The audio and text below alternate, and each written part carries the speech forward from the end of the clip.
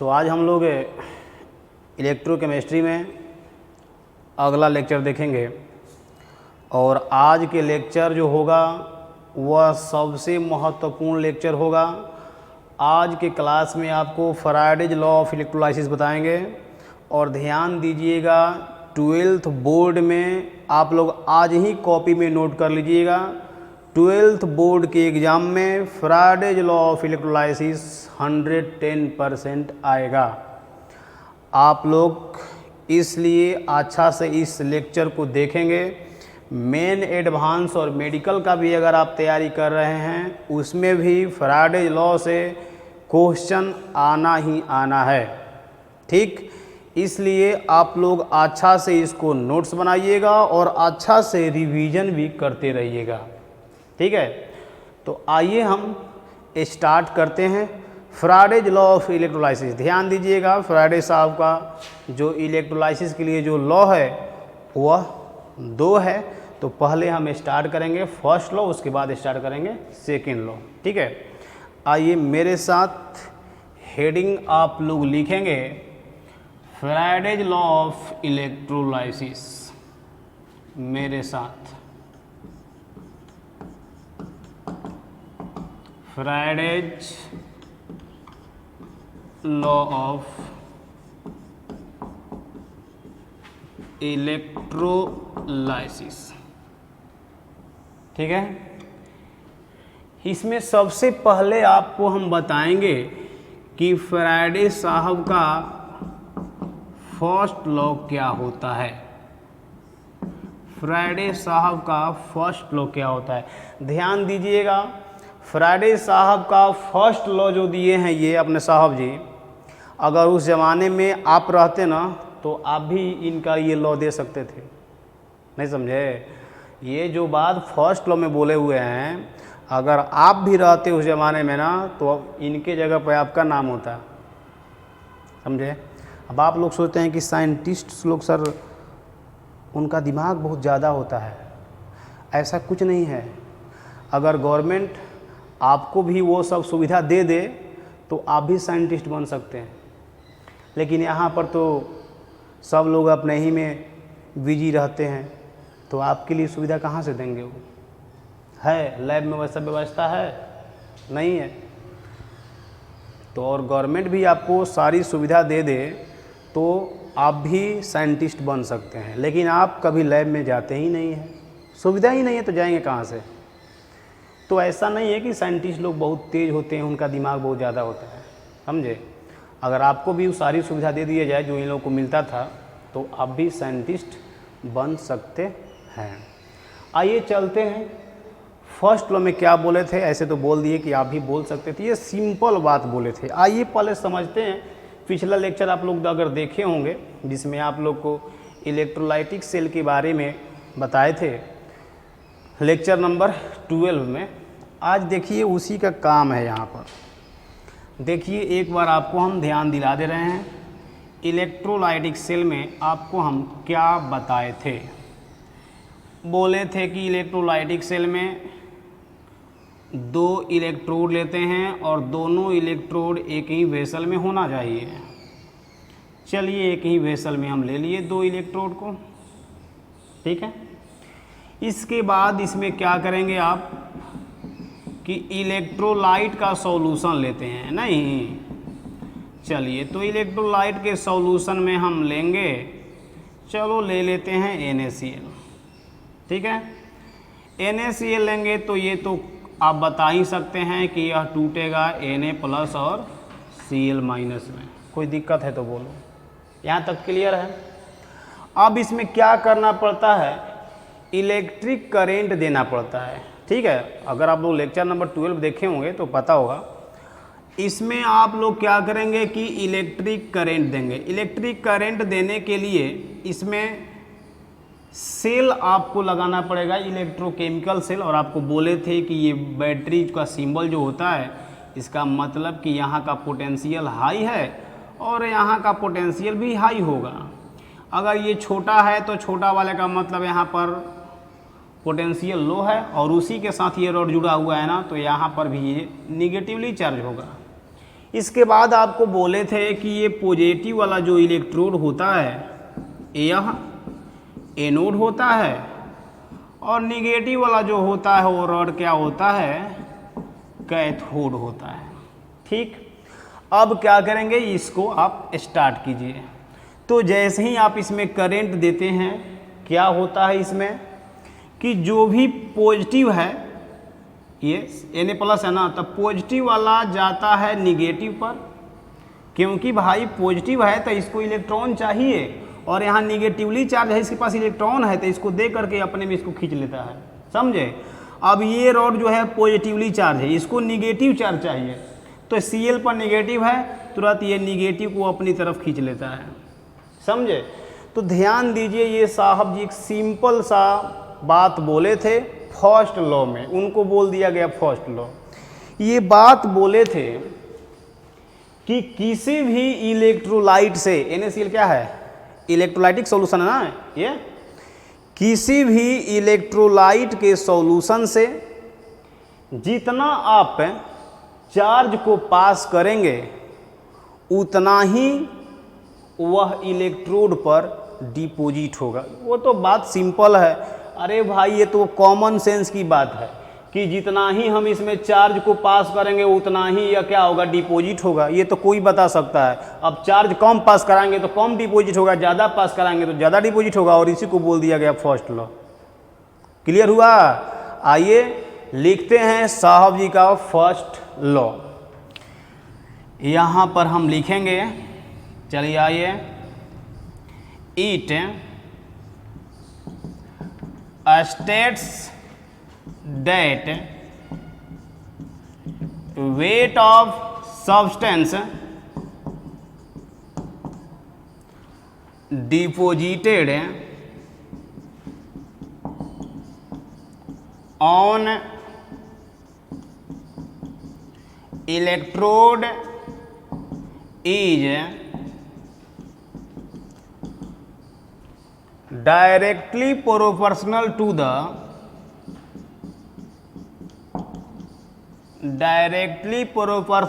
the charge pass through the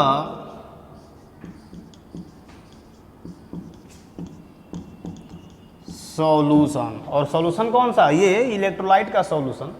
इसमें जितना charge पास करेंगे उतना ही डिपॉजिट होगा, या अगर गैस होगा तो उसको लिबरेट बोल देंगे, क्योंकि गैस है तो वह बाहर उड़ जाता है, समझे। तो लिबरेट या डिपॉजिट, जितना ही चार्ज पास कराएंगे वो क्या होता है, डायरेक्टली होता है। Weight of substance deposited on electrode is directly proportional to the charge pass through the solution. कहने का मतलब ये बोल रहे हैं कि weight of substance directly proportional charge pass through the solution, यानी कि W डायरेक्टली होगा Q के। ये तो आप लोग को फिजिक्स में भी लोग पढ़ाते होंगे, ये W Q के डायरेक्टली हो गया। अब ध्यान दीजिएगा, अगर आप इस साइन को हटाते हैं तो आपको तो पता है ना कि एक कांस्टेंट आएगा। चलिए आते हैं, W एक कांस्टेंट आता है Z, इस साइन को हटाएंगे तो एक कांस्टेंट Z आया और Z इंटू Q हो गया।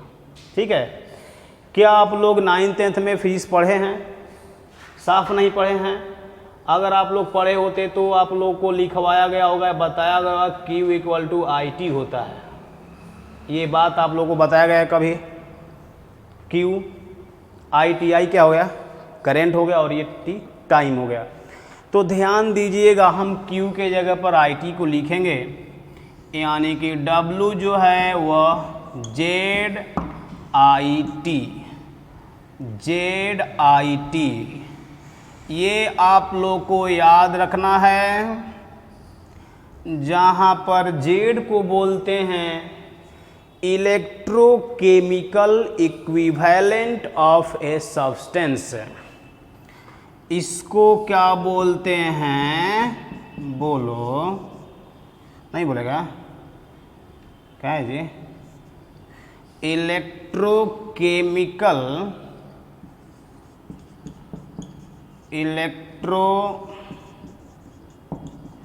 Chemical equivalent of a substance. ठीक है, कहीं कहीं आपसे अगर शॉर्ट आंसर में पूछना होगा तो कहीं कहीं तो यही पूछ देता है व्हाट इज इलेक्ट्रोकेमिकल इक्विवेलेंट। तो आप कहेंगे कि सर आप तो लिखवाए नहीं थे, केवल आप बता दिए थे कि जेड को इलेक्ट्रोकेमिकल इक्विवेलेंट बोलते हैं, लेकिन आपसे पूछेगा कि क्या होता है तो क्या कहें, कांस्टेंट होता है, वही उसका डिफिनीशन हो गया, नहीं ना। आइए आपको बता रहे हैं कि जेड को आप डिफाइन कैसे करेंगे। पहले आप लोग क्या कीजिए, इसको जल्दी से स्क्रीनशॉट लीजिए। ठीक है, चलिए हो गया, बोलो बोलो बोलो, हो गया। चलो इसको हम मिटा दे रहे हैं। फर्स्ट लॉ में तो कोई दिक्कत नहीं ना है, नहीं होना चाहिए, अच्छा समझाए हैं। चलो अब आ रहे हैं हम, इसको आगे हम बढ़ाएंगे, समझे। चलो ध्यान देना यहाँ पर हमको ये बताइए कि अगर आपको एक कंडीशन कोई दे दिया जाए, आपसे कह दिया जाए कि if Q equal to 1 coulomb, हमको ये बताओ Q इक्वल टू क्या बोल दिया, 1 कूलम्ब। तो Q इक्वल टू क्या होता है, IT होता है, ये अभी बात बताए ना।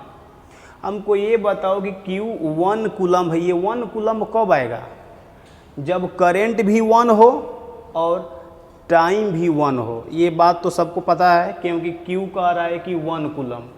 Q 1 कूलम्ब, इसका मतलब कि करंट जो होगा वह हम कहेंगे कि ये 1 एम्पियर, और टाइम जो होगा वह भी 1 ही होना चाहिए, तो हम मान लेते हैं 1 सेकेंड। अब आएंगे यहाँ, अगर आपसे कह दिया जाए कि Q 1 कूलम्ब है, अगर Q का वैल्यू 1 हो तो क्या W इक्वल टू जेड हो सकता है क्या? अरे कितना इजी है जी, W इक्वल टू जेड हो सकता है, क्योंकि यस बिल्कुल हो सकता है। तो बिल्कुल हो सकता है तो डिफिनीशन आ गया।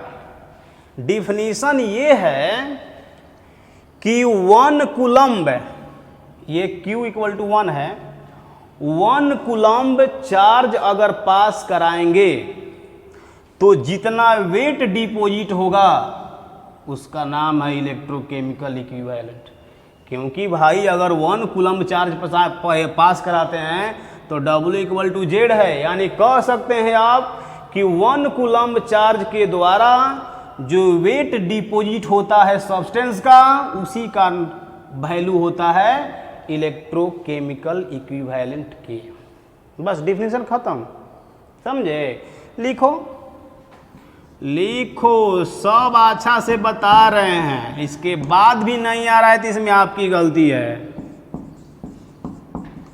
Wait of substance deposited bye 1 coulomb of charge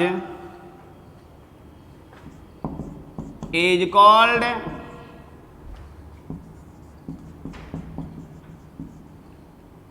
electrochemical equivalent of a substance। ठीक है, weight of substance deposited by 1 coulomb of charge is called electrochemical equivalent of a substance। क्या कोई दिक्कत है इसमें, क्लियर है? तो फैराडे साहब का फर्स्ट लॉ खत्म हो गया। ध्यान दीजिएगा, इस पर न्यूमेरिकल्स जो है अगले लेक्चर में कराएंगे, क्योंकि फैराडे फर्स्ट लॉ और सेकेंड लॉ अगर न्यूमेरिकल्स भी कराएंगे तो थोड़ा सा लेक्चर लॉन्ग हो जाएगा, इसलिए आज के लेक्चर में फैराडे साहब का फर्स्ट लॉ और सेकंड लॉ दोनों ख़त्म करते हैं। उसके बाद जो अगला लेक्चर होगा उस पर हम न्यूमेरिकल्स करा देंगे, फर्स्ट लॉ पर और सेकंड लॉ पर। क्लियर? चलो, तो इसको आप जल्दी से स्क्रीनशॉट ले लीजिए। इसके बाद हम आ रहे हैं फराडे साहब के सेकेंड लॉ में। हो गया ये, चलो हो गया। तो हम आ रहे हैं फराडे साहब के सेकेंड लॉ में।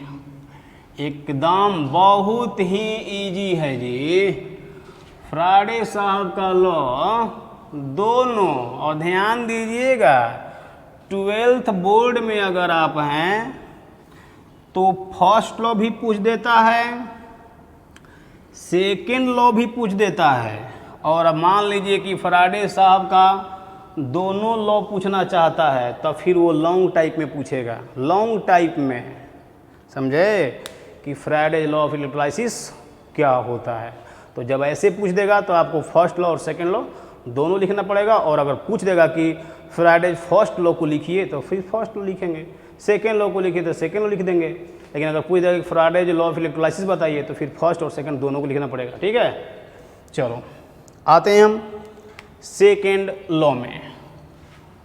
फराडे साहब का सेकेंड लॉ, समझे ना।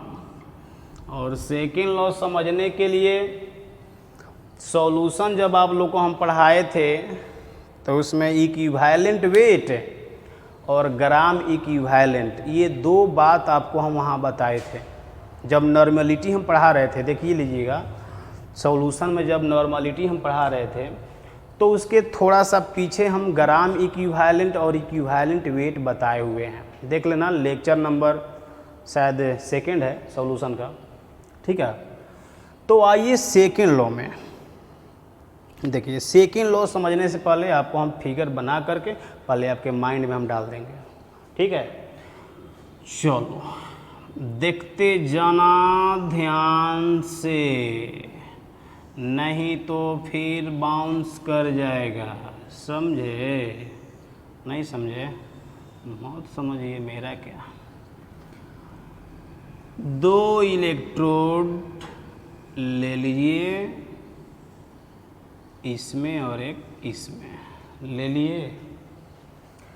इसमें भी हम दो इलेक्ट्रोड लेंगे। इसमें हम बना रहे हैं इलेक्ट्रोलाइटिक सेल बना रहे हैं। ठीक है, अब ध्यान दो, इसमें कोई इलेक्ट्रोलाइट को डालिए। चलो इस बार हम इलेक्ट्रोलाइट कॉपर सल्फेट को डाल देते हैं। ध्यान देना, ये बना इलेक्ट्रोलाइटिक सेल, वो भी इलेक्ट्रोलाइटिक सेल है। सुनो ये क्या बोले थे सेकेंड में, पहले फिगर समझा देते हैं।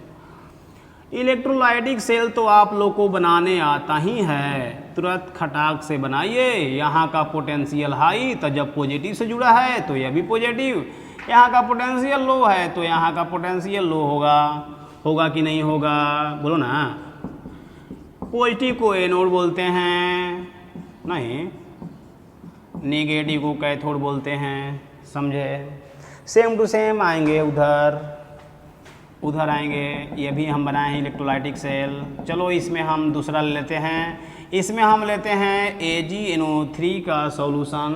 इलेक्ट्रोलाइट है Ag+NO3-। इसमें इलेक्ट्रोलाइट लेते हैं, फिर उसको क्या करेंगे, इस इलेक्ट्रोलाइटिक सेल को इलेक्ट्रोकेमिकल से जोड़ते हैं। दिस इज प्लस तो प्लस, यहाँ पर माइनस, यहाँ पर माइनस। पॉजिटिव को बोलते हैं एनोड, बोलो ना, और नेगेटिव को बोलते हैं कैथोड। अब देखिए सेकेंड लॉ में वो क्या बोले हुए हैं। देखिए ये बोले थे कि डिफरेंट इलेक्ट्रोलाइटिक सॉल्यूशन से, ये कॉपर सल्फेट का सॉल्यूशन है और ये सिल्वर नाइट्रेट का सॉल्यूशन है। ये साहब जी बोले थे कि डिफरेंट इलेक्ट्रोलाइट से अगर हम सेम क्वांटिटी ऑफ चार्ज पास कराते हैं, कहने का मतलब कि इसमें जितना चार्ज पास करा रहे हैं उतना ही चार्ज इसमें पास कराना है। अगर इसमें 5 कूलम्ब आप चार्ज दे रहे हैं तो उसमें भी आपको कितना कूलम्ब, 5 ही कूलम्ब चार्ज पास कराना है। तो ध्यान दीजिए सेकेंड लॉ में बात क्या बोले थे। ये बोले थे कि डिफरेंट इलेक्ट्रोलाइट से अगर सेम अमाउंट का चार्ज पास कराएंगे तो दोनों में जो सब्सटेंस डिपॉजिट होगा वह सेम ग्राम इक्विवेलेंट डिपॉजिट होगा। फिर से सुनिए, ये साहब जी बोले थे कि डिफरेंट इलेक्ट्रोलाइट से सेम अमाउंट का करंट पास कराएंगे, मतलब जितना इसमें कूलम्ब दे रहे हैं इसमें भी उतना ही कूलम्ब देंगे, तो दोनों में सब्सटेंस का ग्राम इक्विवेलेंट सेम डिपॉजिट होगा। क्लियर हुआ? मतलब जैसे इसमें कॉपर है, मान लीजिए इसमें सिल्वर है, तो जितना ग्राम इक्विवेलेंट कॉपर डिपॉजिट होगा इलेक्ट्रोड पर, उतना ही ग्राम इक्विवेलेंट सिल्वर भी डिपॉजिट होगा इलेक्ट्रोड पर। आई समझ में? एकदम आप लोग अच्छा से समझ लीजिए, ठीक है। आइए चलते हैं यहाँ पर, लिखेंगे इफ सेम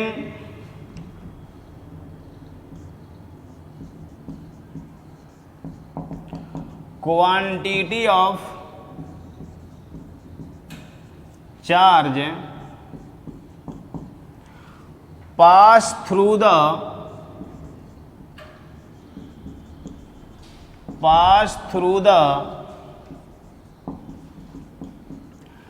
different electrolyte,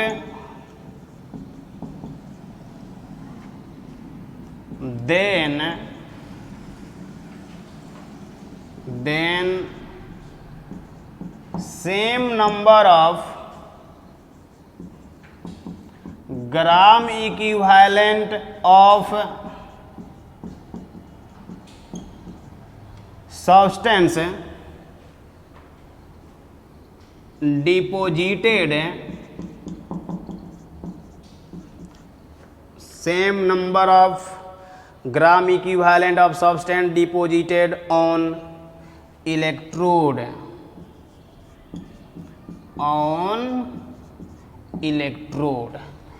कहने का मतलब कि इसमें लिख दे रहे हैं ग्राम इक्विवेलेंट ऑफ कॉपर, इसमें कॉपर डिपॉजिट होगा ना और उसमें सिल्वर डिपॉजिट होगा, तो gram equivalent of copper equal to होगा ग्राम इक्विवेलेंट ऑफ सिल्वर। क्या कोई आपको प्रॉब्लम हो रही है इसमें? नहीं होनी चाहिए जी, सब कुछ क्लियर है, ठीक है। कहने का मतलब अब ग्राम इक्विवेलेंट का क्या आप लोग फॉर्मूला बता सकते हैं क्या? ग्राम इक्विवेलेंट इक्वल टू क्या होता है? ग्राम इक्विवेलेंट इक्वल टू होता है मास इन ग्राम, वहीं wait given weight by equivalent wait होता है।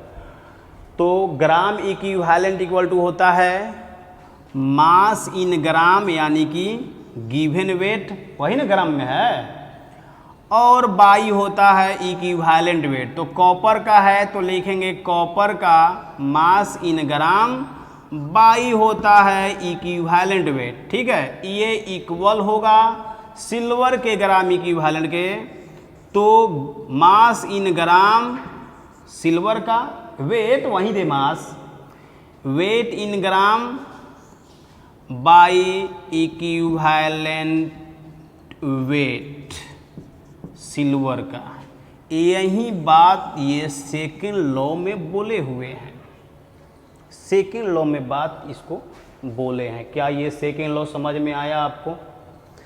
सेकेंड लॉ आपको समझ में आया? फ्राडे सेकेंड लॉ, कोई दिक्कत नहीं ना यहाँ पर है? क्लियर है? अब आइए हम, ये तो सेकेंड लॉ हो गया, अब इसके आगे अब इसी पे अपना काम हम करेंगे ना। ये तो हो गया, बोल दिए बस हो गया। अब साइंस ना है, ये साइंस है। अब सेकेंड लॉ दे दिए तो अब इस पर लोग सोचना स्टार्ट किए, और सोचने से क्या हुआ, हम डेरिवेशन को अब आगे ले जाएंगे, समझे?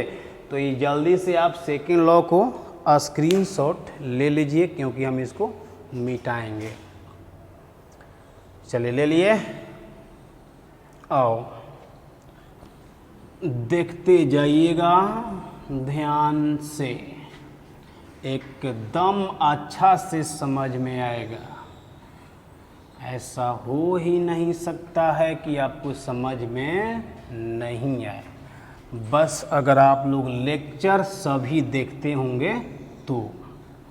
अब लेक्चर देखते ही नहीं है, बहुत लोग तो अभी सॉल्यूशन ही पढ़ रहे हैं, कहाँ सिलेबस पहुँच गया। रहिए पीछे, पीछे ही रहिएगा, जीवन भर पीछे ही रहिएगा। कहते हैं कि मेरे साथ चलो जी, तो नहीं, बिजी हैं अपने लाइफ में। रहिए।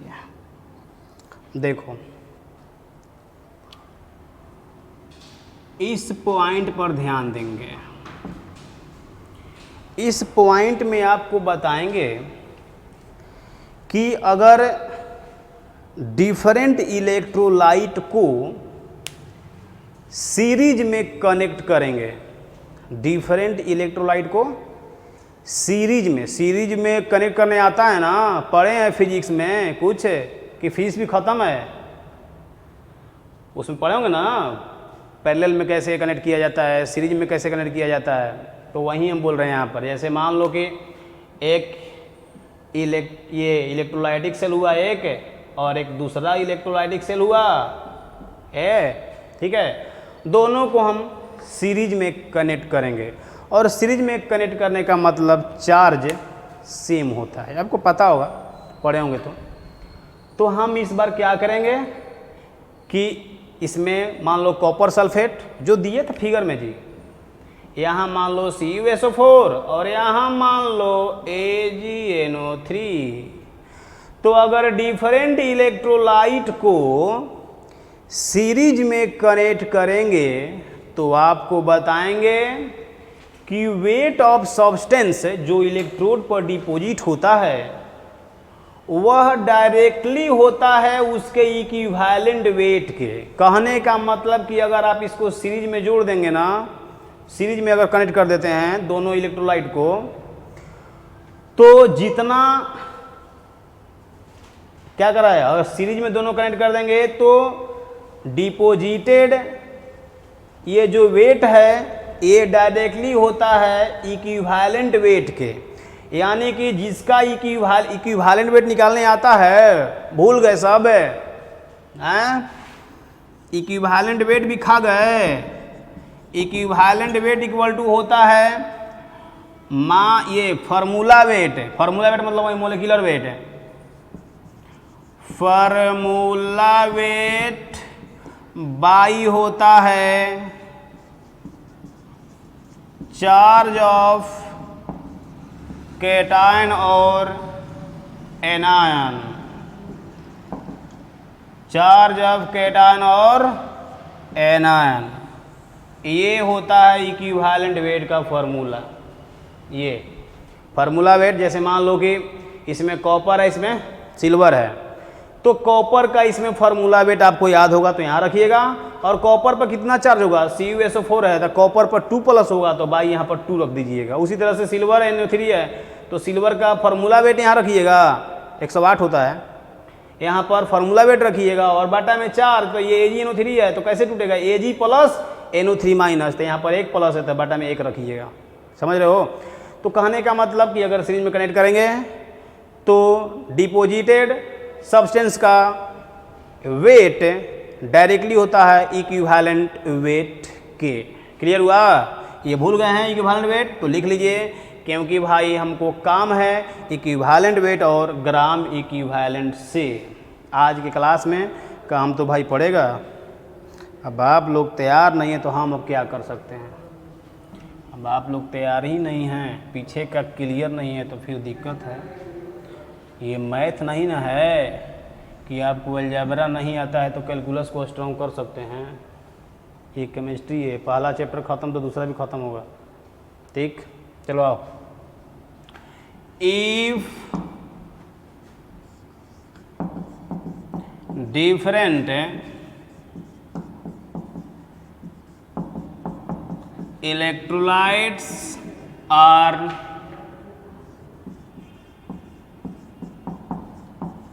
connected in series then weight of substance deposited on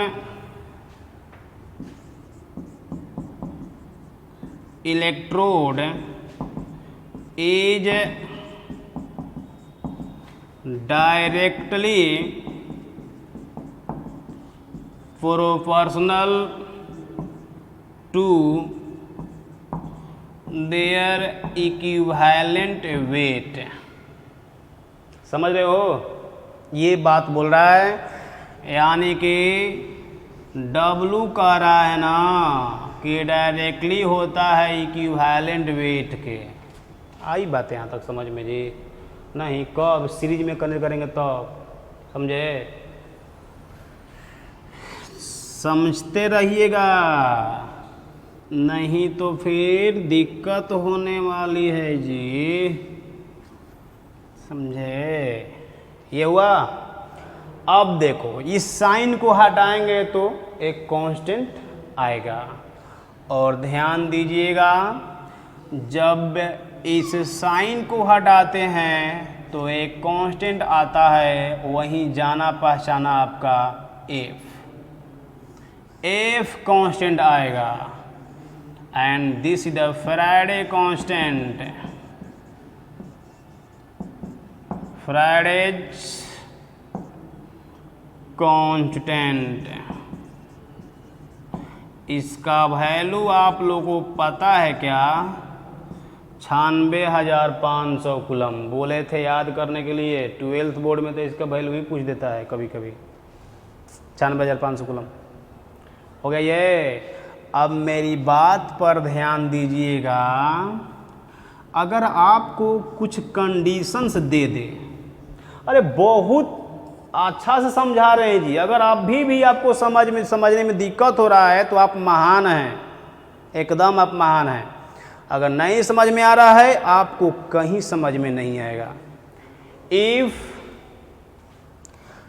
Faraday equal to 1, मतलब 1 फैराडे का मतलब 96,500 कूलम, बताएंगे अभी तुरंत, थोड़ा सा धैर्य रखिए।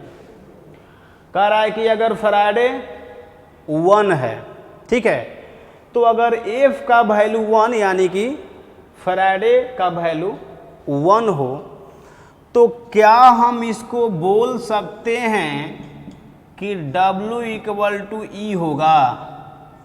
कहो कि एकदम बोल सकते हैं। अगर 1 फैराडे है चार्ज, 1 फैराडे मतलब इतना कूलम होता है 1 फैराडे में, लिखा हुआ है। अगर फैराडे 1 हो तो 1 होगा तो क्या होगा? W इक्वल टू ई होगा। और यहाँ से आप इक्विवेलेंट वेट को डिफाइन भी कर सकते हैं। आप यहाँ डिफाइन कर सकते हैं।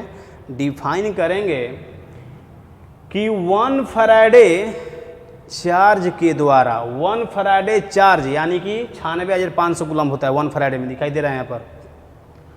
1 फैराडे चार्ज के द्वारा सब्सटेंस का जो वेट डिपॉजिट होगा उसको हम बोलते हैं इक्विवेलेंट वेट। यहाँ दिखाई आपको दे रहा है, ठीक है। इसी बात को हम लिखेंगे, ठीक। चलो तो हम इसको मिटा दे रहे हैं, मिटा दें, चलो मिटा दे रहे हैं। और इसके बाद हम इसी को थोड़ा सा जो बोले हैं उसको लिखवा दे रहे हैं। चलो लिखो यहाँ पर, wait of substance deposited by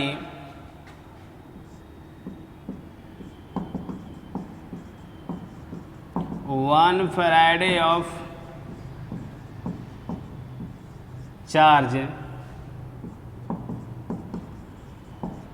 is called equivalent weight, ठीक है, is called equivalent weight। क्या कोई दिक्कत है इसमें? सब कुछ क्लियर है? क्लियर है यहाँ तक? चलो तो ये जल्दी से आप इसको स्क्रीनशॉट लीजिए। इसके बाद हम आगे चल रहे हैं, फर्स्ट लॉ सेकंड में चल रहे हैं अब, तो इसको जल्दी से आप प्रिंट कीजिए, उसके बाद हम चलेंगे आगे। हो गया? तो चलिए इसको हम मिटा दे रहे हैं। देखो अब हम आगे आ रहे हैं यहाँ पर, ध्यान दीजिएगा। आपसे कहीं कहीं पर पूछ देगा कि 1 फैराडे क्या होता है। ये तो आप समझ गए हैं कि 1 फैराडे जो होता है वह 96,500 कूलम्ब होता है। ये वैल्यू आता कहाँ से है उसी को आपको इसमें हम बताएंगे, ठीक है। 1 फैराडे होता क्या है, ठीक। आइए बहुत अच्छा से माइंड कूल करके आप समझते चलिएगा। आइए यहाँ पर इसको आप लोग स्टार दे करके लिखेंगे। Charge on 1 mole of electron is called 1 Faraday.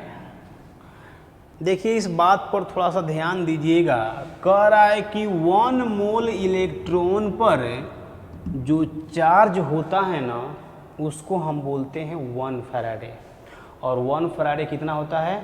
96,500 coulomb. यानी हम कह सकते हैं कि 1 मोल इलेक्ट्रॉन पर 96,500 कूलम्ब चार्ज होगा। अब आइए इसको निकाल कर आपको हम दिखाएंगे, ठीक। आइए पहला नंबर तो आपसे पूछ सकता है 1 मोल ऑफ इलेक्ट्रॉन, मतलब कि 1 मोल में कितना इलेक्ट्रॉन होता है। 1 मोल ऑफ इलेक्ट्रॉन मतलब कितना इलेक्ट्रॉन, ठीक है। तो ध्यान दीजिएगा, आप लोग मोल कॉन्सेप्ट अगर पढ़े होंगे 11th क्लास में, तो किसी भी सब्सटेंस के 1 मोल में एवोगाड्रो नंबर के इक्वल होता है 6.022 10 का पावर 23। ये एवोगाड्रो नंबर है, ठीक है। किसी भी कंपाउंड हो, मोलेक्यूल्स हो, एटम हो, एलिमेंट हो, तो 1 मोल में इतना ही पार्टिकल्स होता है। अगर एलिमेंट होगा तो हम उसको बोलेंगे इतना एटम। अगर कंपाउंड होगा तो हम बोलेंगे 1 मोल में इतना मोलेक्यूल्स होगा। ना समझे? जैसे देखो H2O, बोलो ये क्या है? एलिमेंट है, कंपाउंड है? कंपाउंड है। तो अगर आप पूछ दे कि H2O के 1 मोल में कितना मोलेक्यूल्स, तो कहना कि इतना मोलेक्यूल्स। अब देखो, अब बोलो यहाँ पर हाइड्रोजन है, ये एलिमेंट है कि कंपाउंड है? एलिमेंट है। तो हाइड्रोजन के 1 मोल में कितना एटम, अभी इस बार एटम बोलेगा क्योंकि उसको पता है कि हमें यहाँ एलिमेंट दिए हुए हैं, ठीक है। तो एलिमेंट के केस में इसको एटम बोलते हैं, कंपाउंड के केस में इसको मोलेक्यूल्स बोलते हैं। लेकिन बात यहाँ पर हम कर रहे हैं इलेक्ट्रॉन की, तो टेंशन आपको नहीं लेना है।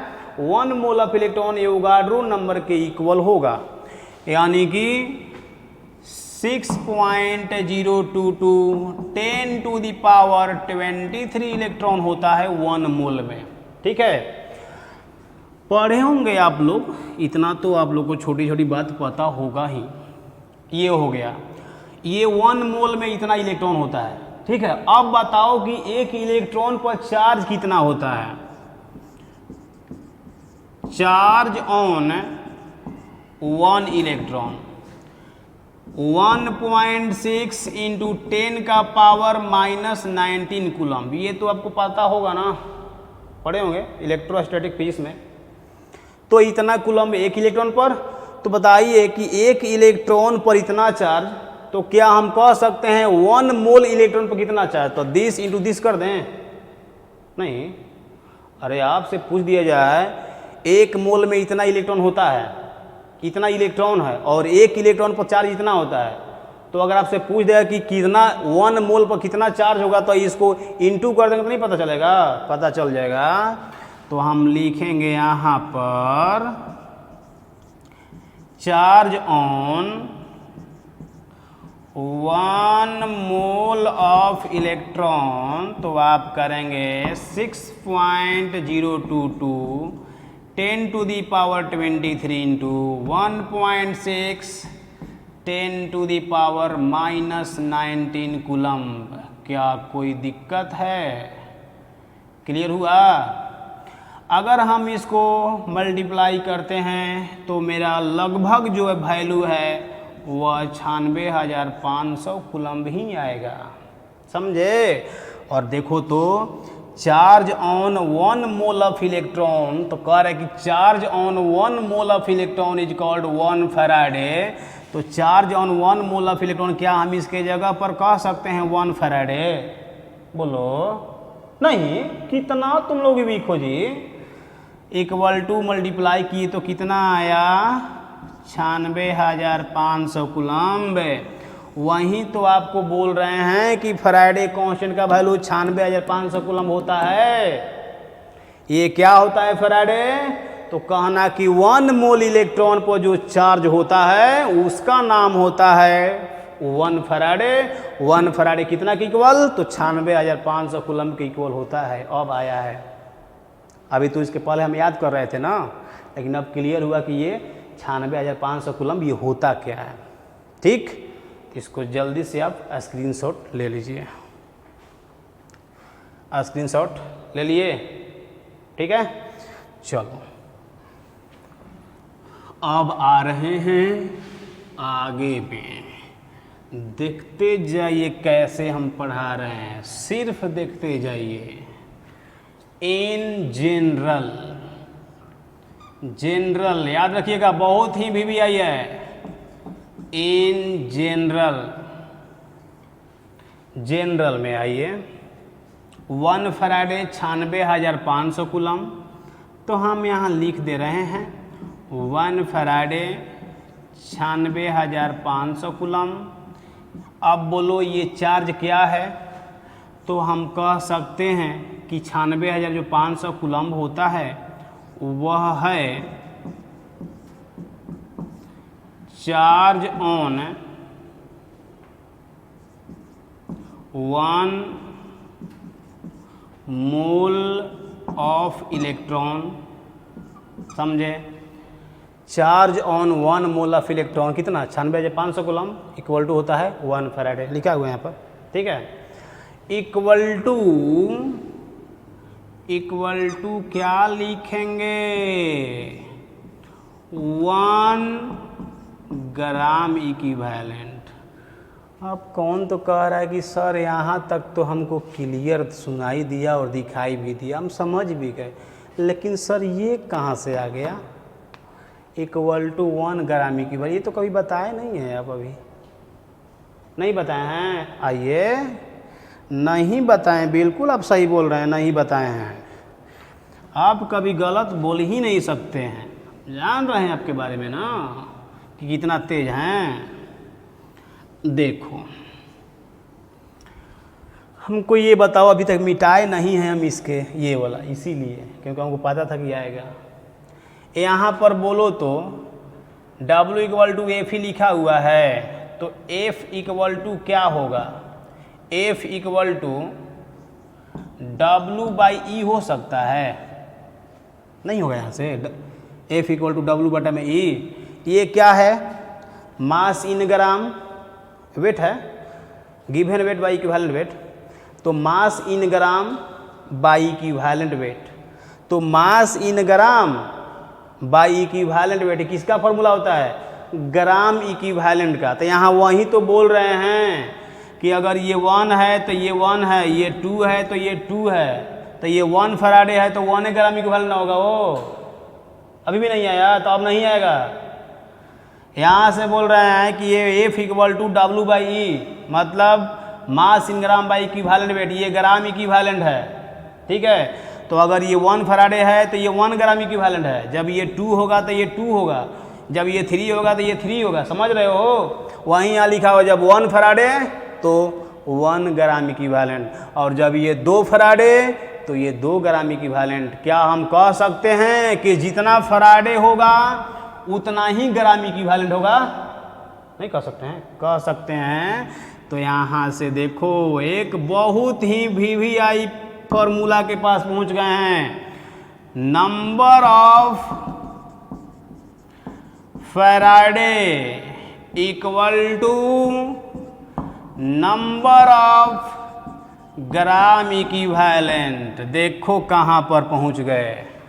Number of faraday equal to number of gram equivalent. अगर ये 1 फैराडे तो ये 1 ग्राम इक्विवेलेंट, अगर ये 4 फैराडे वो होगा 4 ग्राम इक्विवेलेंट। समझे?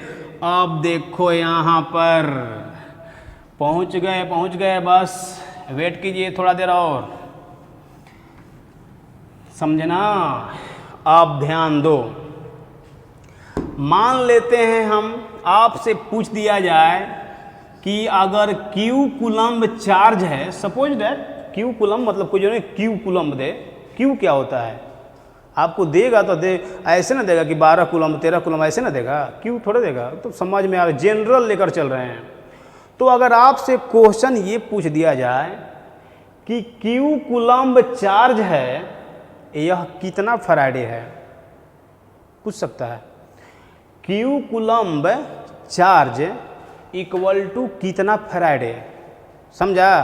तो तुम कहना कि Q कूलम्ब चार्ज कितना फैराडे। आइए कहना ऐसे कि 96,500 कूलम्ब सर आप बताए हैं कि 1 फैराडे होता है। बिल्कुल बताएं 1 फैराडे होता है। तो कहना कि 1 पर कितना होगा, 1/96,500, और आप Q पर पूछ रहे हैं तो ये कर देंगे हम 1/96,500 और इंटू Q, यानी कि Q बटा में कितना होगा 96,500। क्या कोई दिक्कत है? इतना फैराडे। अगर आपको Q कूलम्ब चार्ज दिया हो और पूछ दे कितना फैराडे है, तो कहना Q बटा में 96,500। यही काम है यहाँ। नंबर ऑफ फैराडे, अगर चार्ज Q है तो हम लिखेंगे Q बटा में 96,500 कूलम्ब। समझा? ये नंबर ऑफ फैराडे हो गया। Equal to number of gram equivalent. बोलो क्या होता है? मास इन ग्राम बाई होता है इक्विवेलेंट वेट। क्लियर हुआ यहाँ तक? बोलो क्या ये वीवीआई का पावर इन्फिनिटी है? ये फार्मूला को आपको किसी भी कीमत पर याद करना पड़ेगा, और उनसे भी वीवीआई है नीचे वाला फार्मूला जो अभी बता रहे हैं। बोलो Q के जगह पर क्या आपको पता है Q इक्वल टू IT होता है? कहोगे बिल्कुल सर पता है। तो बिल्कुल पता है तो पता होने से नहीं होगा। यहाँ Q के जगह पर IT लिखेंगे, बाई 96,500 कूलम्ब और मास in gram by equivalent wait, ये होता है ग्राम इक्विवेलेंट। तो आप लोग इस दोनों ही फार्मूला को माइंड में सेट रखेंगे, क्योंकि इसी पर हम क्वेश्चंस कराएंगे आज की क्लास में। बस आपको केवल इतना बता रहे हैं कि फैराडे साहब का फर्स्ट लॉ और सेकेंड लॉ, क्योंकि इस पर न्यूमेरिकल कराएंगे तो थोड़ा सा लेक्चर लॉन्ग हो जाएगा इसलिए। ठीक है, तो ये थोड़ा सा डेरिवेशन है, इसको जल्दी से आप लोग स्क्रीनशॉट ले लीजिए। इसके बाद और 2 मिनट का टाइम हम लेंगे। स्क्रीनशॉट ले लीजिए। हो गया? चलिए स्क्रीनशॉट ले लीजिए। बहुत अच्छा किए, बहुत अच्छा किए, बहुत अच्छा किए। अब आ रहे हैं यहाँ पर एक छोटा सा पॉइंट है, उसको भी आप लोग लिख लीजिए। उसको भी आप लोग क्या कीजिएगा, लिख लीजिएगा। देखो कभी कभी एग्जाम में पूछता है percentage current efficiency. Percentage current efficiency क्या होता है? समझा? करेंट इफिशियंसी क्या होता है? देखो आपको अच्छा से समझा रहे हैं कि करेंट इफिशियंसी होता क्या है। जैसे मान लीजिए कि आप लोग करेंट पास कराए इलेक्ट्रोलाइट में, इलेक्ट्रोलाइट का सॉल्यूशन है जो, उसमें आप करेंट पास कराए 25 एम्पियर, ठीक है। तो 25 एम्पियर करंट पास कराए तो कोई ज़रूरी नहीं है कि टोटल करंट यूज हो जाएगा डिपॉजिट में, ना समझा। अब मान लीजिए कि हमको क्या करना है, डिपॉजिट करना है ना, सब्सटेंस को क्या करना है, डिपॉजिट करना है। तो अगर हम 25 एम्पियर करंट पास कराए तो उसमें कितना करंट यूज हो गया और कितना बाकी हो गया। तो मान लेते हैं कि इसमें 10 एम्पियर का जो करंट है वो यूज हो गया, समझ लो मेरी बात। 10 एम्पियर का करंट यूज हो गया तो बस खत्म हो गया ये कहानी। परसेंटेज करंट इफिशियंसी का मतलब कि 100 में कितना खत्म। तो आप ऐसे कहना कि 25 में 10 एम्पियर खत्म, तो 1 में हो गया 10/25 और 100 में हो गया 10/25 इंटू 100। तो परसेंटेज का मतलब 100 ही ना। करंट इफिशियंसी का मतलब क्या हुआ कि कितना करंट यूज हो गया, और परसेंटेज मतलब 100 में कितना यूज हो गया। तो सीधा सा बात है, आप इसको लिखेंगे आई यूज्ड बाई, आप लिखेंगे आई टोटल, और परसेंटेज है तो क्या लिखेंगे 100। आपको बताया गया है कि 25 में 10 यूज हो गया तो लिखना कि 25 में 10 यूज हो गया, 1 में 10/25 और 100 में क्या हो जाएगा 10/25 और इंटू 100। यानी क्या हुआ, आई यूज्ड इतना यूज हो गया, आई टोटल 25 था, आई टोटल और इंटू 100।